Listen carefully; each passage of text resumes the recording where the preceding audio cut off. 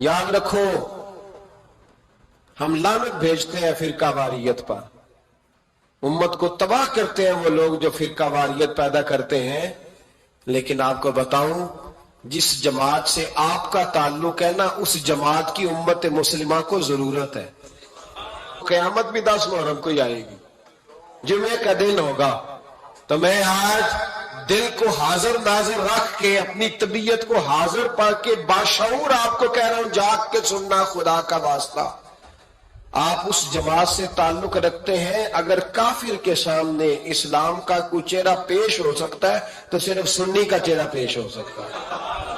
खत्म हो गई बात। वरना कोई सहाबी का बेअदब है, कोई अहले बैत नबुव्वत का, आज मुझे कह लेने दो, खोल के कह लेने दो। लोग दलीलें देते फिरते हैं, कहते हैं जी एक वो पेंट कोट वाला मौलवी है, उसने ऐनक भी लगाई है, दाढ़ी भी रखी है, पेंट कोट भी पहनता है। उसने जी 1500 बंदा एक दिन मुसलमान कर दिया, एक दिन 1000 मुसलमान कर दिया। पर पता है वो बदबख्त कहता क्या है? वो कहता है अमीरुल मोमिनीन यजीद रदी अल्लाह ताला अन्हु। मैं क्या करूं उसके 1500 मुसलमान को या 2000 उसके कलमा, और वो ये बड़ी दलीलें देता है। वो दलीलें संभाल के रखे, वो दलीलें, जो जी बड़े लोग उसके साथ होते हैं। तो करबला के मौके पर ज्यादा लोग यजीद के साथ थे, ज्यादा लोग। हम कसरत के कायल नहीं, हम हक के कायल हैं। हम अब छोड़ दो बात, दलाइल की तरफ आओ।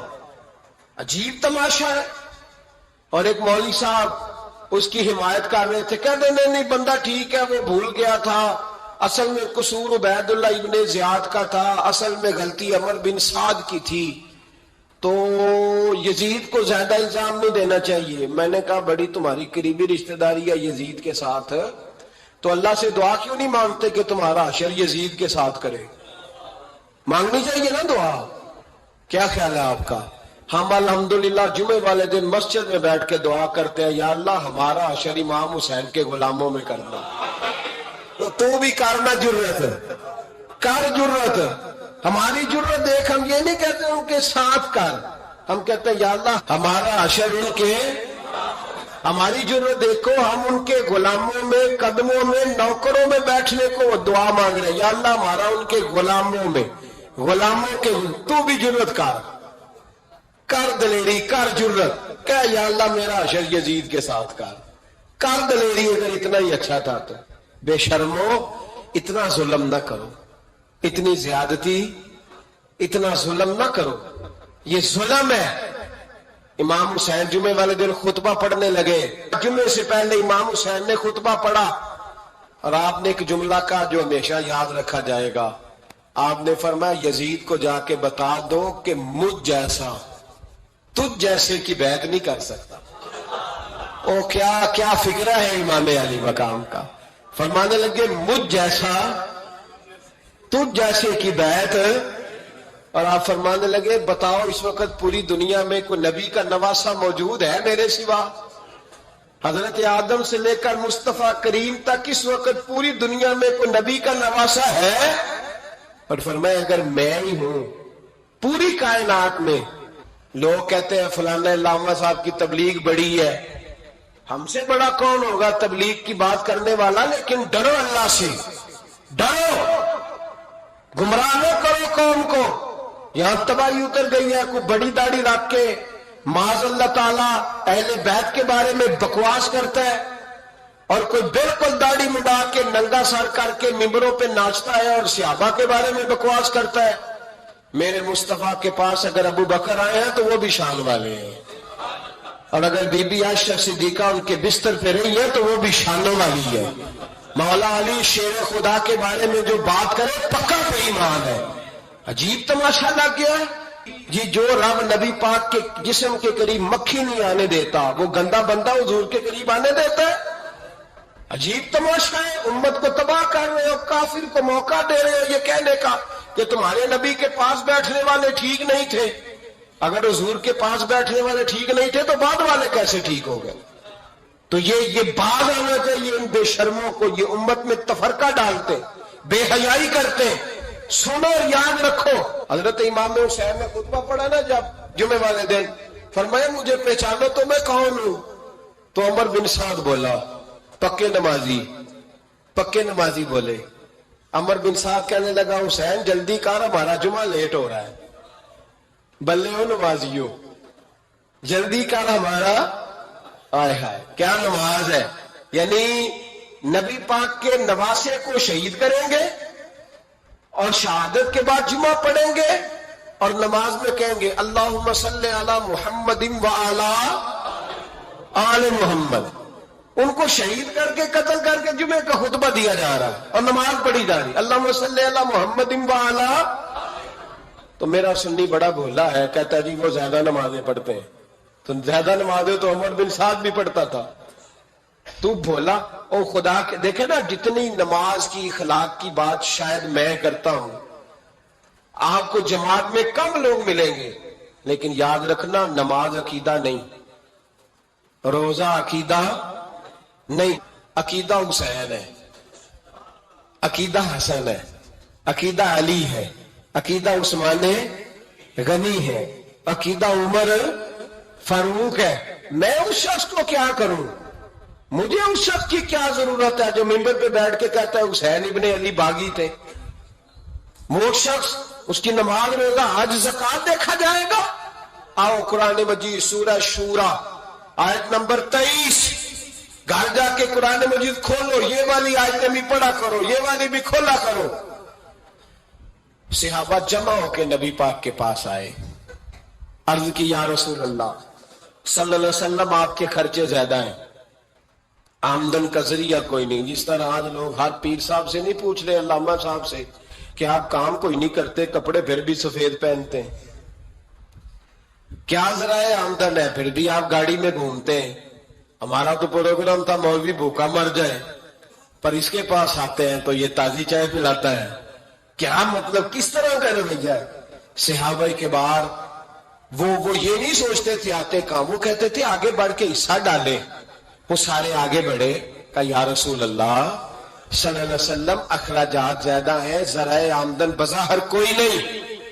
نذرانوں پہ اعتراض نہ کیا کرو, نذرانہ دینا نبی پاک کی سنت ہے, نذرانہ قبول کر لینا نبی پاک کی, بولو, حضور کی سنت ہے.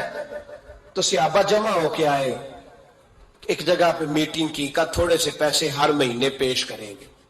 تو حضور سے بات کون کرے گا پیسوں کی؟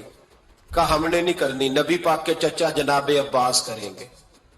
حضرت عباس رضی اللہ تعالیٰ عنہ کے ذمہ لگایا گیا, جناب عباس آئے. حضرت عباس رضی اللہ تعالیٰ عنہ پیسے لے کے آئے, اور سیانے بندے تھے, انہوں نے بڑی سمجھداری والی, عقل مندی والی بات چھیڑی.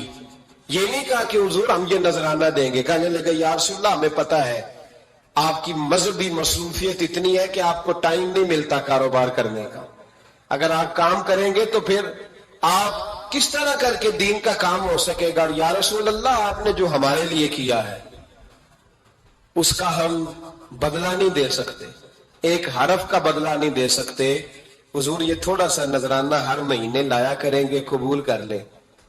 نبی پاک کے سامنے رکھا ہی تھا کہ اللہ کا قرآن بول پڑا, کا کل لا اسألکم علیہ اجرا, محبوب ان سے فرما دو کہ میں نے تمہارے لیے بڑی تکلیف سہی ہے, پر میں تم سے کوئی اجر نہیں مانگتا, تم سے کوئی اجر نہیں مانگتا. ہاں اگر تم نے کچھ کرنا ہے الا المودۃ فی القربى, تو میرے قریبیوں سے پیار کرتے رہنا, میری ختیجہ سے پیار کرنا, میری عائشہ کا ادب کرنا, میرے قریبیوں کا احترام کرنا. یا رسول اللہ ازواج تو گھر میں ہے ہی, قریبی کوئی اور بھی خاص ہے جس کا ادب کرنا ہے؟ تو نبی پاک نے فرمایا ہاں علی, فاطمہ, علی اور فاطمہ کی اولاد.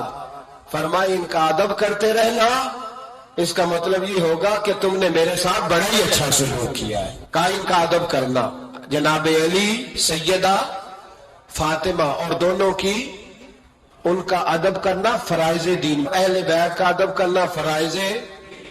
کچھ لوگ کہتے ہیں کچھ لوگ جی سید بن گئے ہیں, نہیں, پر ਤੇ ਮੈਂ ਕਿਹਾ ਜਿਹੜੇ ਬਣ ਗਏ ਨੇ ਉਹਨਾਂ ਨੂੰ ਅੱਲਾਹ ਆਪ ਹੀ ਪੁੱਛ ਲਏਗਾ, ਤੂੰ ਅਦਬ ਕਰ।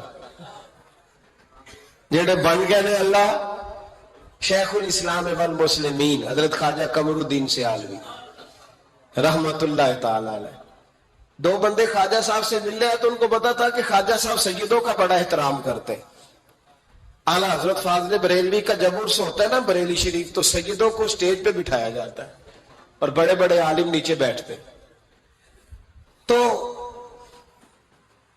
दो बंदे आ गए, कुछ लेने कुछ मांगने थे, फराड दोनों। तांगे से उतरे तो सियाल शरीफ के रास्ते में दरमियान में प्रोग्राम बनाया कि सुना ख्वाजा साहब सैयदों का बड़ा अदब करते हैं, सैयद ना बन जाए। बन भी जाते हैं ना लोग, और सैयद ना बन जाए तो ठीक है जी बन जाओ। बन गए सैयद। ख्वाजा साहब को किसी ने अंदर जाके बताया दो सैयद आए हैं, तो ख्वाजा साहब इस तरह दौड़े कि ना जूता ना सर पे टोपी, दौड़ के आए। शेखुल इस्लाम ख्वाजा साहब ने हाथ चूमे, नजराना दिया, दो तीन थैले भर के दिए लंगर के। जब वो जाने लगे ना तो ख्वाजा साहब उनके साथ बाहर तक आए। जहां उन्होंने सैयद होने का प्रोग्राम बनाया था वहां तक साथ आए, उनको रवाना किया। तो उनमें से एक बंदा खुद ही बोल पड़ा, कहने लगा हुजूर यहां लोग दरवाजे तक छोड़ने आते हैं या गाड़ी तक? ना दरवाजा ना गाड़ी, आप दरमियान में रुखसत करने आए, समझ नहीं आई। तो ख्वाजा साहब फरमाने लगे तुम यही सैयद बने थे, यहां तक अदब करना जरूरी था। यहां तुम सैयद बने थे, यहां तक अदब करना, पीछे तुम सैयद नहीं हो तो मैं कैसे अदब करूं? जहां तक तुम सैयद हो वहां तक अदब करना। और मेरे आला हजरत ने अकीदा दिया, कहने लगे तेरी नस्ल पाक में है बच्चा बच्चा नूर, तेरी नस्ल पाक में है बच्चा बच्चा नूर का, तू है ऐने नूर तेरा सब घराना नूर का। तो मियां साहब ने इसकी वजाहत भी की। मियां साहब से कहा हुजूर अदब करता कौन है? सारे तो अदब करते नहीं। तो मैं दूर नहीं ना जाता, पुराने मुहद्दिसीन नहीं पूछता, ये कश्मीर में मियां मोहम्मद बख्श साहब से पूछ लेते हुजूर अदब करता कौन है? तो मियां साहब फरमाने लगे असला नाल जे नेकी करिए। किना नाल? असला नाल जे नेकी करिए तो नस्ला ताक नहीं भुल दे। हाँ बेअसला नाल नेकी करिए तो फुल कंडिया नाल तुल दे। बेअसला फरमाने लगे जो असल होगा ना इखलाक का, किरदार का, खानदान का असल, वो हमेशा मुस्तफा के सहाबा का भी एहतराम करेगा और अहले बैत नबूवत का भी इनका अदब करे। सुने नबी पाक ने क्या फरमाया, तिरमिजी में हदीस है। नबी पाक ने खुतबा हुज्जतुल विदा दिया। लोग हमें कहते हैं नमाज रोजा हज ज़कात इससे आगे ना जाओ। हुजूर ने खुतबा दिया, फरमाया मैं तुम्हें दो चीजें दे के जा रहा हूं, अगर थाम के रखोगे तो गुमराही तुम्हारे पास नहीं आएगी। या रसूलुल्लाह कौन कौन सी? फरमाने लगे एक मैं तुम्हें कुरान दे के जा रहा हूं, दूसरा अपना खानदान दे के जा रहा हूं। ये जितनी आप और मैं खुद अंदाजा कर रहे हैं कि जिंदगी कितनी को लंबी है, कितनी को लंबी होती है आजकल। फरमाया ये उतनी देर तक जीनत है जब तक इंसान जिंदा है। वल बाकियातुस सालिहात, और फरमाया बाकी रहने वाले तो नेक अमल है। जो चीजें बाकी रहेंगी, जिनका अजर मिलेगा, जो कयामत में सामने आएंगी, वो सालिहात है। वल बाकियातुस सालिहातु खैरुन इंद रब्बिक, और फरमाया बाकी रहने वाली जो अच्छी बातें हैं, जो अच्छा अमल है, उसका सवाब तुम्हारे रब के पास है। और सिर्फ सवाब नहीं, सवाबम व खैरुन अमला, और वो बड़ी ही बेहतर चीज है जो अल्लाह की बारगाह में, वो बेहतरीन तोहफे है तुम्हारे लिए जो कयामत में मिलेंगे। नबी करीम सल्लल्लाहु ताला अलैहि वसल्लम ने ना लोगों के सामने दुनिया की बेसबाती को बयान फरमाया। हुजूर ने अपने गुलामों को यह सबक दिया है कि तुम थोड़ी देर के लिए दुनिया में आए हो, और अपने लिए भी सरवरे कायनात अलैहिस्सलाम ने यही पसंद फरमाया। फरमाया मैं कोई तुम्हारी दुनिया से नफा उठाने नहीं आया, تھوڑی دیر وقت گزارنے، ڈیوٹی کرنے آیا ہوں، پھر اللہ کے حضور چلے جانا ہے۔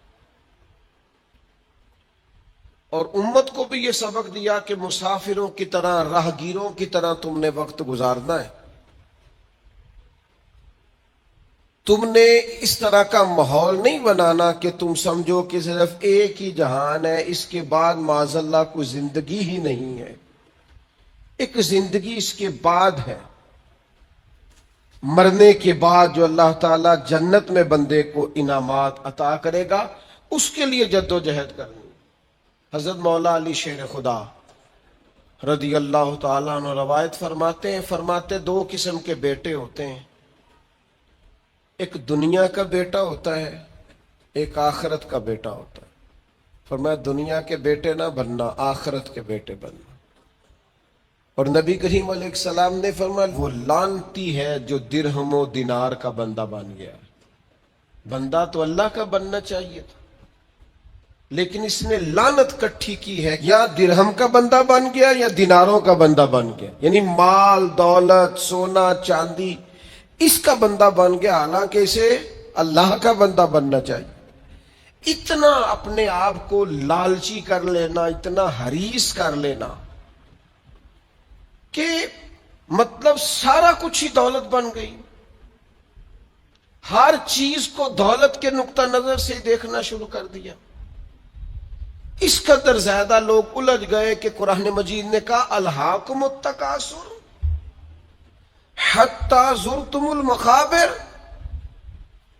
فرمایا تمہیں غافل کر دیا ہے مال کے لالچ نے، یہاں تک کہ تم نے قبروں کے منہ دیکھ لیے، یعنی مرتے دم تک صرف پیسہ اکٹھا کیا ہے، صرف اور صرف اپنی ذات کے فروغ کے لیے، اپنے میک اپ کے لیے، اپنے آپ کو بنانے سنوارنے دکھانے نام پیدا کرنے میں وقت ضائع کر دیا۔ اور یہ بہت بڑا مسئلہ ہے ہمارے دور کا، ہم اپنے ذاتی قد کو اونچا کرتے رہتے ہیں، ہر وقت میرا نام ہو جائے، کو پتہ چل جائے کوئی، اور سیانے بندے، معاملہ فہم بندے، مدبر آدمی، ایسا نہیں کہ بے وقوف ہے، سمجھدار ہے، لیکن بیچارے تصویروں کے چکر میں پڑے ہوئے ہیں، فوٹو بازی کر رہے ہیں۔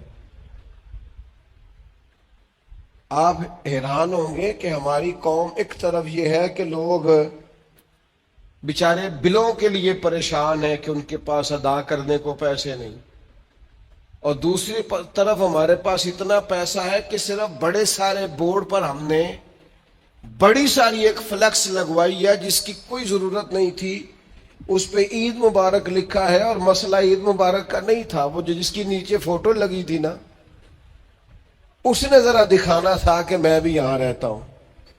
یہ کیا ہے بھلا؟ یہ وہ نفس کی تسکین ہے، یہ وہ قرار ہے کہ جس کے پیچھے تھک گئے لوگ، یعنی کو تھوڑی تعریف کر دے دل ٹھنڈا ہو گیا، سکون آ گیا، وہ ذرا پتہ چل گیا 10 آدمی مجھے جانتے، کوئی تسلی ہو گئی۔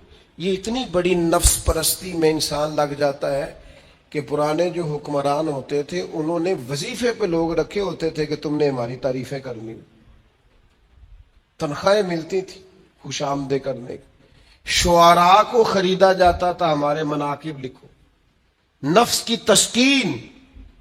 لیکن کچھ رب کے بندے ایسے بھی تھے انہوں نے قرآن جب غور سے پڑھا، جنہوں نے احادیث مبارکہ کو بالغ نظری سے دیکھا، جنہوں نے صحبت رسول قریب سے اٹھائی، تو انہیں طے ہو گیا کہ اصل گھر تو آخرت کا گھر ہے۔ وَالْآخِرَةُ خَيْرٌ وَأَبْقَىٰ، آخرت خیر والی بھی ہے، ہمیشہ باقی رہنے والی۔ جب یہ طے ہوا تو پھر ان لوگوں کی صورتیں لوگوں کے سامنے آئیں، تو ان کی زندگیاں بھی لوگوں نے دیکھی، تو عش کر اٹھے۔ ان پہلی صف کے زاہدوں کو دیکھو گے نا، تو جب سب سے پہلے نام گنو گے تو ان میں ایک نام حضرت عمر فاروق کا بھی ملے گا۔ معاذ اللہ ثم معاذ اللہ، نقل کفر نہ باشد۔ کچھ لوگ ایسے بھی ہیں رفس زدہ، اور ایسے لوگ جنہوں نے معاذ اللہ ثم معاذ اللہ صحابہ کے بارے میں جن کی رائے ٹھیک نہیں. آپ حیران ہوں گے کہ جو معاذ اللہ ثم معاذ اللہ حضرت عمر کے بارے میں رائے ٹھیک نہیں نہ رکھتے. یہ کمال ہے نا. جو رائے ٹھیک نہیں رکھتے یہ وہ بھی کہتے ہیں کہ 10 سال سے زیادہ وقت تک 24 لاکھ مربع میل پہ حکومت کرنے والے شخص نے اپنے گھر میں 1 روپیہ بھی نہیں جانے دیا. آپ اسے چھوٹی بات سمجھتے ہیں؟ بہتا دریا ہو اور بندہ کہے نہیں میں نے خشک رہنا ہے، یہ کیسے ہو سکتا ہے؟ یعنی کٹر مخالف بھی کہتا ہے کہ نہ مال خزانہ میں سے کوئی عمر کی جیب میں آیا ہے، نہ عمر فاروق کی اولاد کی جیب میں آیا. انہوں نے آنے دیا ہی نہیں. وہ جو زہد تھا نا، ذہن بن گیا تھا کہ دنیا نہیں اکٹھی کرنی، آخرت بچانی ہے. اور یہ ایک بات اور بھی ذہن میں رکھ لیں، زہد سے مراد یہ نہیں کہ بندے کی جیب میں کوئی شے نہ ہو تو پھر وہ زاہد ہوتا ہے. حضرت سلیمان بھی زاہد تھے پر انہوں نے دنیا پر حکومت کی ہے. زاہد تھے جناب یوسف علیہ السلام بھی، پر حکمران بھی تھے. کوئی نہیں ملے گا اتنا بڑا زاہد جتنے بڑے زاہد اور پرہیزگار حضرت عثمان غنی تھے. پر گھر میں لاکھوں کروڑوں پڑے رہتے تھے. پیسہ ہونا اور بات ہے، لیکن دل پیسے سے لگا ہونا یہ اور بات ہے. حضرت عمر رضی اللہ تعالیٰ عنہ کی زندگی ساری پڑھ لو اور غور سے پڑھ لو. معاذ اللہ کوئی ناقدانہ انداز میں بھی پڑھ لے، مخالف آئے میدان میں، ایک بات ماننی پڑے گی کہ دائیں بائیں آگے پیچھے دولتیں پھرتی رہیں، پر فاروق اعظم کی نظر کو دولت لبھا نہیں سکی. ان کا دھیان سیدھا یا بیت اللہ شریف کی طرف رہا ہے یا گنبد خضرا والے محبوب کی طرف رہا ہے. لبھایا نہیں کسی چیز میں، نہ کوئی چیز قریب آ ہی نہیں سکی. حضرت سعد بن ابی وقاص رضی اللہ تعالیٰ عنہ کا ایک قول ہے اور درجنوں بیسیوں سینکڑوں باتوں اور کتابوں کا نچوڑ ہے. حضرت سعد بن ابی وقاص رضی اللہ تعالیٰ عنہ بیان کرتے ہیں، مصنف ابن ابی شیبہ میں موجود ہے. حضرت سعد بن ابی وقاص کہتے ہیں مجھے اللہ کی قسم عمر کوئی ہم سے مقدم آدمی نہیں تھے، لیکن درجہ بہت زیادہ لے گئے. کو پہلے نہیں آئے، ان سے پہلے بھی لوگ آئے. کوئی زیادہ آگے بڑھ کے زیادہ کام نہیں کیا. یہ صحیح سند سے مصنف ابن ابی شیبہ میں موجود ہے. حضرت سعد بن ابی وقاص کہتے ہیں اللہ کی قسم ایک بات تھی جس کی وجہ سے عمر سب سے آگے نکل گئے. حضور وہ کیا؟ فرمانے لگے عمر نے دنیا داری سے دل نہیں لگایا، مال سے، لالچ سے، ہرس سے، ہوس سے دور رہے. عمر ان کی دنیا سے بے رغبتی ان کو آگے لے گئی. اور یارو دانش مندان دا کام نہیں، دل دنیا تے لانا، اس ووٹی تے لاکھ خامد کیتے. درویش سے پوچھا، حضور کہنے لگے حضور یہ زمین میری ہے، تو ہنس پڑے، کہنے لگے تیرے سے پہلے کس کی تھی اور تیرے بعد کس کی ہوگی؟ دانش منداں دا کام نہیں، دل دنیا تے لانا، اس ووٹی تے لکھ خامد کیتے، جو کیتا سو کھانا. تو کھا جاتی ہے، روز نیا خامد کرتی ہے یہ دنیا، ہر روز نیا حکمران بناتی ہے. آپ کے ملک میں کئی وزیر اعظم ہیں جو زندہ ہے، پوچھتا کوئی نہیں. کئی صدور رہ چکے ہیں، زندہ ہے، پوچھتا کوئی نہیں. دنیا کا جو سب سے بڑا عہدہ تھا بظاہر وہ ملا ہے، لیکن حال کیا ہے؟ کچھ بھی نہیں. جب تک کرسیوں پہ تھے حیثیت اور تھی، کرسی سے اترے تو حیثیت. حضرت عمر کی زندگی کا بڑا سبق یہ ہے کہ دنیا سے بے رغبت ہو جاؤ.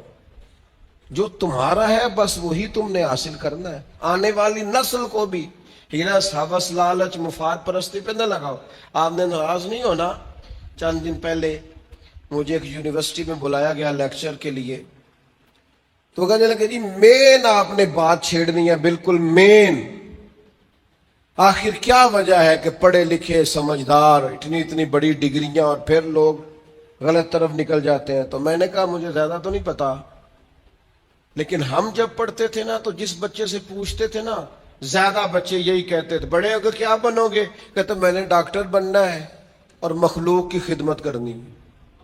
زیادہ تر یہی کہتے. وہ بڑے ہو کے ڈاکٹر تو بن گئے پر اگلا لفظ بھول گئے. ڈاکٹر بن گئے وہ, لیکن مخلوق کی خدمت کرنی ہے یہ وہ.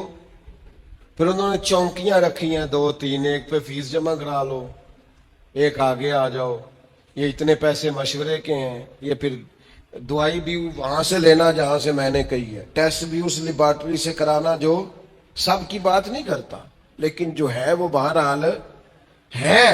خدا را کہیں تو دنیا داری چھوڑ دو, کسی مقام پر تو اس کو چھوڑ دو.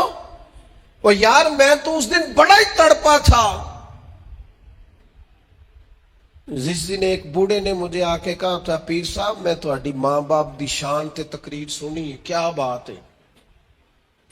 لیکن آپ کو پتہ ہے آج کل بچوں سے بھی عزت کرانے کے لیے باپ کا مالدار ہونا ضروری ہے. ابا غریب ہو تو وہ بچوں کے لیے زیادہ قابل احترام. اس نے کہا یہ بھی ذہن میں رکھیں آپ. تو میں تو ٹوٹ گیا سارا اور بکھر گیا اس بزرگ کی بات سن کے. اس نے کہا وہ غیروں سے مشورے لیتے ہیں صرف اس لیے کہ ان لوگوں کی جیبوں میں پیسے ہیں, اور میں نے بھی زمانوں کو سبق پڑھایا ہے, لیکن چونکہ جیب خالی ہے تو لہذا میں زیادہ سمجھدار اور سیاںا بندہ نہیں رہا. پیسے تو نہیں, جب تک زہد نہیں پیدا ہوتا تلنے لگ گئی ہیں چیزیں, گھٹن محسوس ہوتی ہے, گھٹن. حضرت عمر کی زندگی کا زہد اصل تھا. میں آپ سے عرض کروں 2 قسم کا مسئلہ ہے ہمارے ملک میں. کچھ کو اس لیے نیند نہیں آتی کہ لائٹ گئی ہے تو پنکھا بند ہے, لیکن کچھ کا پنکھا چلتا ہے انہیں نیند نہیں آتی کیونکہ اے سی بند ہے. پکی بات بتا رہا ہوں, بالکل پکی. نہیں نیند آتی انہیں جب تک اے سی نہ چلے, عادت ہو گئی, پیدا ہی اے سی میں ہو گئے, دل لگا لیا دنیا سے, مزاج نہیں. بھائی جب تک آپ کی طبیعت میں زہد پیدا نہیں ہوتا. اچھا یہ جو غریبی امیری ہوتی ہے نا, یہ بھی احساس سے وابستہ ہوتی ہے. آپ کا ذہن بن جائے نا کہ کوئی یار کی سوچے گا تو پھر آپ گئے کام سے. اور اگر سادے کپڑوں میں آپ خوش ہیں نا تو انشاءاللہ کوئی کچھ بھی نہیں سوچے گا. اگر آپ غیر مطمئن ہیں تو پھر سارے ہی سوچیں گے کہ پتہ نہیں یار دیکھو کس طرح کپڑے پہنے. اور اگر آپ مطمئن ہیں تو انشاءاللہ تعالیٰ کسی بندے کو بھی کوئی پریشانی, کوئی ٹینشن نہیں ہوگی, کچھ بھی نہیں ہوگا. آپ کو ہے جتنا بھی اندر معاملہ, آپ سادہ زندگی میں خوش ہیں تو ساری دنیا ہی ٹھیک ہے. لیکن اگر آپ ہی بڑے پریشان ہیں کہ یار دیکھو میں مطلب کس طرح کا میں نے لباس پہنا ہے, تو پھر حالات خراب ہیں. معروف تابعی ہیں حضرت عبید بن عمیر رضی اللہ تعالیٰ عنہ, وہ فرماتے میں نے حضرت عمر کو نا جمرات کی رمی کرتے دیکھا. ہم اپنے لفظوں میں کہتے ہیں شیطانوں کو کنکر مارنا حج کے موقع پر. کہتے میں نے جمرات کی رمی کرتے دیکھا حضرت عمر کو 11-12 ذی الحج کو. وہ کنکر مار رہے تھے تو میں ان کے پیچھے تھا, تو صرف پشت پر نا 12 پیوند لگے ہوئے تھے کپڑوں. صرف کمر میں نے دیکھی چونکہ صرف پشت میری جان, 12 پیوند لگے تھے. لیکن فرماتے ہیں جب انہوں نے رخ میری طرف کیا تو جلال وہی تھا جو حضرت عمر کا ہونا چاہیے. میں بڑی دفعہ کہتا ہوں, مجھے پھر کہہ لینے دو یار, روب کپڑوں کا نہیں ہوتا کردار کا ہوتا ہے. آپ کپڑوں سے روب ڈالنا چاہتے ہیں, بڑے بڑے موبائل ہاتھوں میں پکڑ کے روب ڈالنا چاہتے ہیں, بڑی گاڑیوں سے اتر کے روب ڈالنا چاہتے ہیں, کوئی نہیں ڈلتا. اب تو بھائی دنیا ایک سے ایک بڑھ کر ہے. روب آپ کے کردار و عمل کا ہوگا, روب ہوگا آپ کی شخصیت کے وقار کا, آپ کی وفاداری کا روب ہوگا. حضرت عمر رضی اللہ تعالیٰ عنہ کی زندگی میں جو زہد تھا، اچھا انہوں نے بہت سارے گورنروں کو پکڑا، کہا تو ریشم کا لباس پہنتا ہے یا تو نے مال بنا لیا ہے، چلا ادھر. اور جب بھی کسی کو گورنر بناتے تھے پہلے لسٹ بناتے تھے اس کے پاس کیا کیا ہے، اور وہ لسٹ اپنے پاس رکھ لیتے تھے. 6 مہینے سال میں اگر اس کے مال میں اضافہ ہوتا تو فارغ کر دیتے. لیکن کوئی بندہ انگلی بھلا کیوں نہیں اٹھاتا تھا؟ یہ بھی سمجھے، کوئی انگلی اس لیے نہیں اٹھاتا تھا کہ پتا تھا کہ اگر ہمیں ڈانٹتے ہیں نا تو گھر اپنے بھی کوئی چیز نہیں لے کے جاتے. آپ غور فرمائیے گا میری بات پر، اور ہمیشہ اس بات کو یاد رکھیے گا، یہ جو ہمارا اعزاز ہے، یہ جو ہماری طبیعت ہے کہ ہمیں پروٹوکول سسٹم چاہیے، اور یہ بہت ساری جگہوں پہ ہے. کبھی کبھی اس سے دل بڑا اکتا جاتا ہے، پریشانی ہوتی ہے کہ یار کوئی تو بندہ اس سے باہر ہو. یہ ابھی حج کا سیزن آیا تھا، میرا ذاتی تبصرہ اس پر یہ ہے کہ کم از کم حج سے تو وی آئی پی سسٹم ختم کریں. آپ 15 لاکھ میں بھی بندہ حج کرنے جا رہا ہے اور 42 لاکھ میں بھی بندہ حج کرنے جا رہا ہے. آپ کو یہ اوپن چیزیں مل جائیں گی کہ کچھ لوگوں کو مینا میں جگہ ملتی ہے قبر کے مطابق لیٹنے کی، اتنی سی جگہ. میں رات کو جب اٹھ کے سائڈ چینج کرتا تھا نا تو میں بیٹھتا پہلے اٹھ کے تو پھر میں سائڈ چینج کرتا تھا مینا. اور اسی مینا میں آپ نے لوگوں کو اے سی والے بڑے بڑے خیمے بھی دیے ہوئے اور بڑی بڑی کشادہ جگہ بھی دی. آپ وہاں سے وی آئی پی سسٹم مجھے ایک دفعہ ایک صاحب کہنے لگے، پیر صاحب میں نے 50 لاکھ کے قریب کا پیکج بنایا، ہر چیز زبردست.